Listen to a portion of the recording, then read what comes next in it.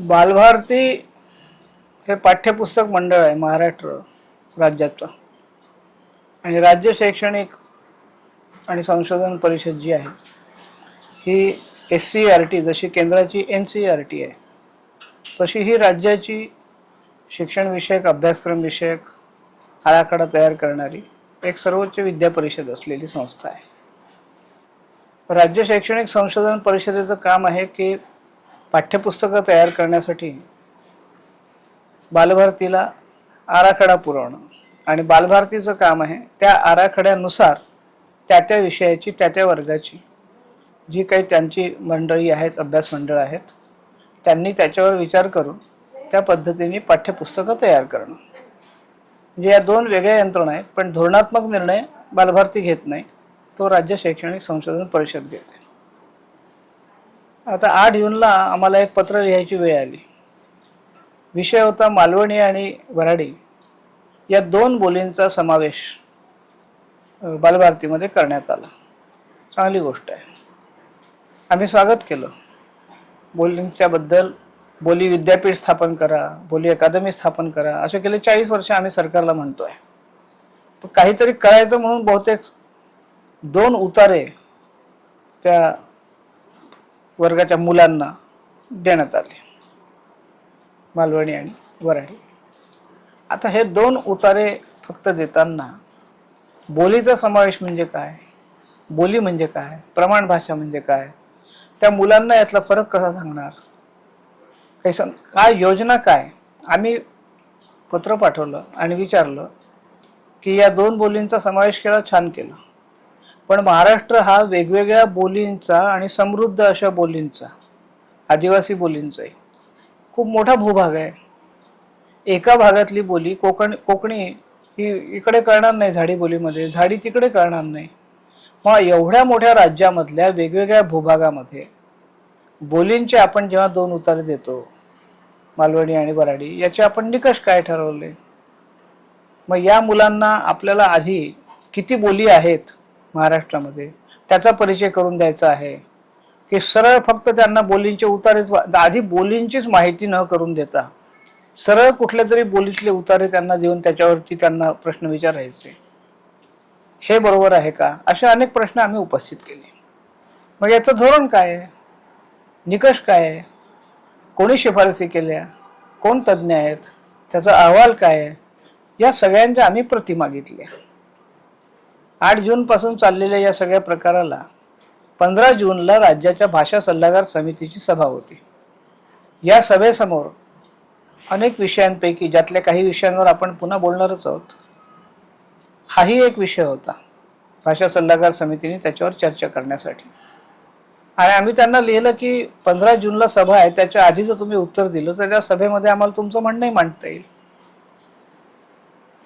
रोज पाठपुरावा केल्यानंतर 15 जूनला उत्तर आलं, ज्या वेळेला 3 वाजता दुपारी, जेव्हा सभा संपत आली होती.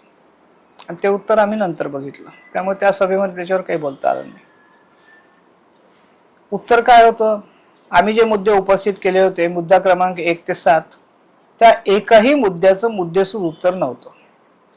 अतिशय असंबद्ध गोलमाल उत्तर द्यायचं म्हणून दिलेलं आणि कुठलंही तार्किक असं समर्थन नसलेलं असं ते उत्तर असल्यामुळे आम्ही पुन्हा पत्र पाठवलं की पुन्हा एकदा आमचं 10 जूनचं पत्र वाचा, त्याच्यामध्ये आम्ही काय म्हटलं आहे त्या मुद्देसूद पुन्हा आम्ही समजावून सांगितलं की त्याप्रमाणे आम्हाला माहिती द्या ना. तुम्ही बोलीचं आणि प्रमाण भाषेचं काय प्रमाण ठरवलेलं आहे पाठ्यपुस्तकामध्ये, 2 उतारे निवडताना त्याचा आधार काय निवडला. एकीकडे आपण बोलींच्या जतन संवर्धनाबद्दल बोलतो, बोलींचा पुरस्कार करण्याबद्दल बोलतो, मग शालेय जीवनापासून बोली आणि प्रमाण भाषा यांच्यात कुठलंही द्वंद्व उत्पन्न न होऊ देता, कारण अनेक ठिकाणी आता जशी गोंडी आहे, कोलामी आहे, या मुलांना तर मराठी ही सुद्धा परकीय भाषा आहे. मग आमच्याकडचे काही लोक त्या मुलांना बालभारती गोंडीमध्ये अनुवादित करून शिकवतात, स्वतःहून प्रयत्न करतात. त्यांना कळलं पाहिजे. म्हणजे तुम्ही बोली भाषेतून जर त्या मुलांपर्यंत हे पोचवलं तर त्यांच्यापर्यंत प्रमाण भाषेतला आशयही पोहोचेल आणि प्रमाण भाषेबद्दलचं अकारणच पूर्वग्रह असा दूषित राहणार नाही, कारण ही परकी भाषा असं वाटणार नाही. तर तुम्ही बोली माध्यमातून शिकवणार आहे का? काय शिक्षकांना सांगितलेलं आहे? त्यांची काही प्रशिक्षण आहेत का? या सगळ्यांची उत्तरं देण्याचं टाळलं गेलं. अजूनही त्याची कुठलीही स्पष्ट उत्तरं मिळत नाही आहेत. राज्य शैक्षणिक संशोधन परिषदेच्या संचालकांनी तर उत्तर देण्याचं टाळलं. त्यांनी एवढंच फोन करून सांगितलं की आम्ही त्यांना काहीही सुचवलेलं नाही, कारण आम्ही दोघांनी पत्र लिहिलं. मग यांनी जर काही सुचवलं नाही, ज्यांनी सुचवण्याचं ज्यांचं काम आहे, तर मग तुम्ही बालभारतीच्या संचालकांना आम्ही विचारलं की ते असं म्हणतात की त्यांनी काही सुचवलं नाही आणि ते तुम्हालाच विचारा असं सांगतात. हे जे सरकारी सर्वोच्च यंत्रणा एखाद्या क्षेत्रातल्या परस्परांकडे बोट दाखवत आहे, हा कोणता कारभार आहे? हा काय राज्य कारभार आहे? या संस्थांचा कारभार आहे? हा काय प्रकार काय चाललाय? एकूणच ज्याला जे वाटेल ते चाललेलं आहे का? असे अनेक विषय पुढे आपण बोलणार आहोत की जे ज्याला जे वाटेल तसंच चाललेलं आहे. मग बालभारतीमध्ये हे जे काही चाललेलं आहे याला वळण लावायचं की नाही लावायचं? कसं लावायचं? या सगळ्या प्रश्नांची अद्याप देखील उत्तरं पाहिजे तशी समाधानकारक मिळाली नाही. आम्ही मुद्देसूद उत्तरं द्या म्हटल्यावरती सुद्धा त्याची मुद्देसूद उत्तरं आलेली नाहीत. आराखडा एक कबूल केलं दुसऱ्या उत्तरामध्ये बालभारतीच्या संचालकांनी, की आधी त्यांनी आम्हाला सांगितलं होतं की बालभारतीला धोरण ठरवण्याची कार्यकक्षा बालभारतीची नाही आहे. मग तुमची जर धोरण ठरवण्याची कार्यकक्षा नाहीये आणि ज्यांची धोरण ठरवण्याची कार्यकक्षा आहे त्यांनी जर काही सुचवलं नाहीये, मग धोरण नसताना हे सगळं कसं काय चाललेलं आहे? मग त्यांनी कबूल केलं नंतरच्या पत्रात की कोणत्याही तज्ज्ञांच्या शिफारसी नाही, कोणतंही संशोधन नाही, त्याच्या आधारे काढलेले कोणतेही निष्कर्ष नाही, कोणत्याही शिफारसी नाही, कोणताही अहवाल नाही. मग या सगळ्यांच्या अभावी तुम्ही इतक्या कोवळ्या मुलांना जे शिकवायला निघालेला आहात त्याच्याबद्दल जर तुमचं काही धोरणच नाहीये, हा जो धोरण लकवा आहे शिक्षण क्षेत्रातला, हा तुमच्या दृष्टीने फार सोपा साधा असेल हो, पण ज्या मुलांवर 3ऱ्या वर्गापासून 6व्या वर्गापर्यंतच्या मुलांवर त्यांचा हा पाया आहे, त्यांना जर असे धोरण विहीन पद्धतीने आपण शिकवायला लागलो, त्यांच्या मनात जर संभ्रम आणि गोंधळ निर्माण करायला लागलो, सरळ त्यांना फक्त आपण भाषेतले उतारे देऊन काहीतरी आपण बोली इंट्रोड्यूस केली, बोलीचा समावेश केला, म्हणजे काय केलं?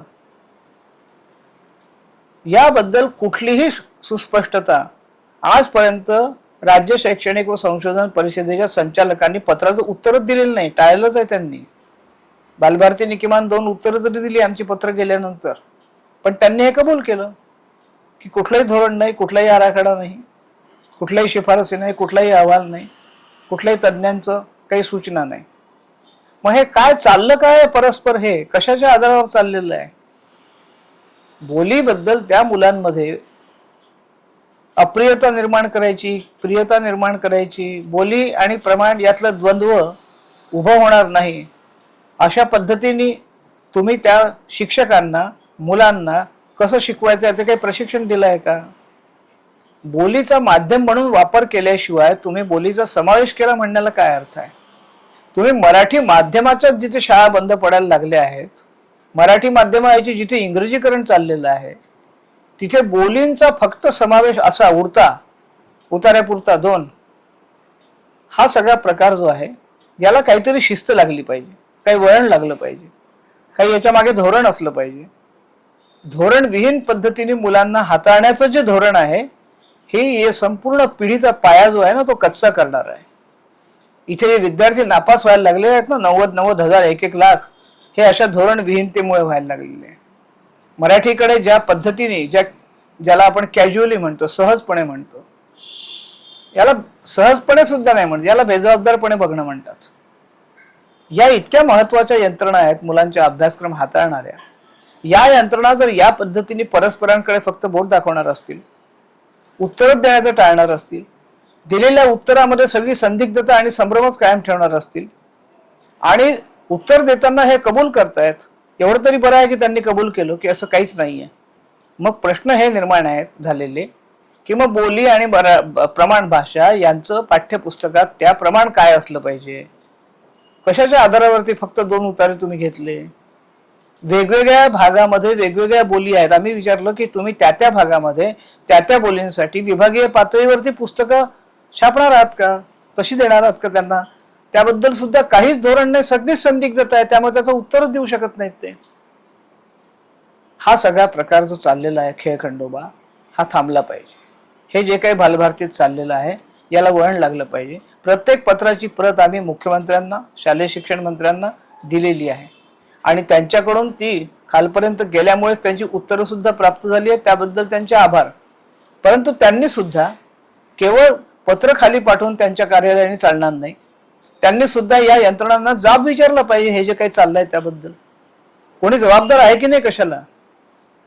जर उत्तरदायित्व कोणाचं कशाचं आहे की नाही आहे, जनतेला सरकार सहित यंत्रणांसहित सगळेच तुम्ही जनतेला आम्हाला उत्तरदायी आहात. मग उत्तरदायित्व, जबाबदारी याचा जर बट्ट्याबोळ होत असेल त्याच्याकडे लक्ष कोणी वेधायचं? आम्ही वेधलेलं आहे आणि वेधत राहू. धन्यवाद.